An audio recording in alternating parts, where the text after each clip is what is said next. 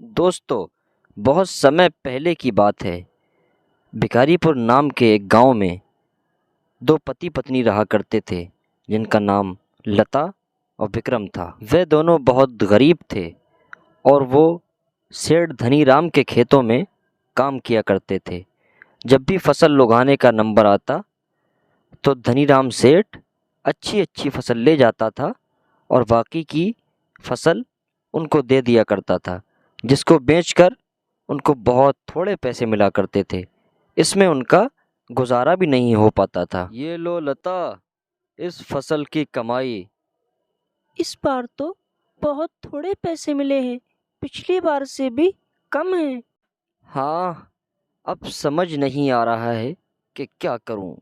सोचा था थोड़ी अच्छी कमाई होगी तो बच्चों के कॉलेज की फीस निकल जाएगी, और अब तो वो भी मुश्किल लग रहा है। पिताजी, मैं सोच रहा हूँ कि मैं भी कोई काम करूँ, इससे आप दोनों की थोड़ी मदद हो जाएगी। सोच तो तेरी अच्छी है बेटा, पर इस गांव में काम कहाँ है। आप भी ना एक बार उसे थोड़ी कोशिश तो करने दो ना। हो सकता है उसके नसीब से ही कोई काम मिल जाए। ठीक है, ढूंढो बेटा। अगली सुबह वो काम की तलाश में हर दुकान और हर फैक्ट्री में गया। काका, आपके पास कोई काम है जो मैं कर सकूं? नहीं बेटा, हमारा छोटा सा कारोबार है, हम सब घर वाले ही मिलकर संभाल लेते हैं। जी ठीक है। सुबह से शाम हो गई, उसको कोई काम नहीं मिला। निराश होकर गांव के नुक्कड़ पर बैठ गया। सोचा था कोई नौकरी मिल जाएगी और पिताजी की थोड़ी मदद हो जाएगी, लेकिन मुझे तो कोई नौकरी मिल ही नहीं रही। उसे चिंता में बैठा देख उसका दोस्त गयूर उसके पास आया। क्या हुआ दोस्त, तू इतना परेशान क्यों है?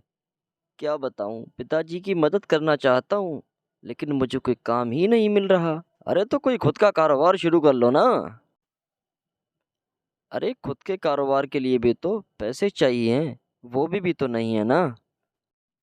टीटू ने गांव में इधर उधर नज़र दौड़ाई कि कौन सा काम सही रहेगा, लेकिन गांव में सारे काम पहले से ही हो रहे थे।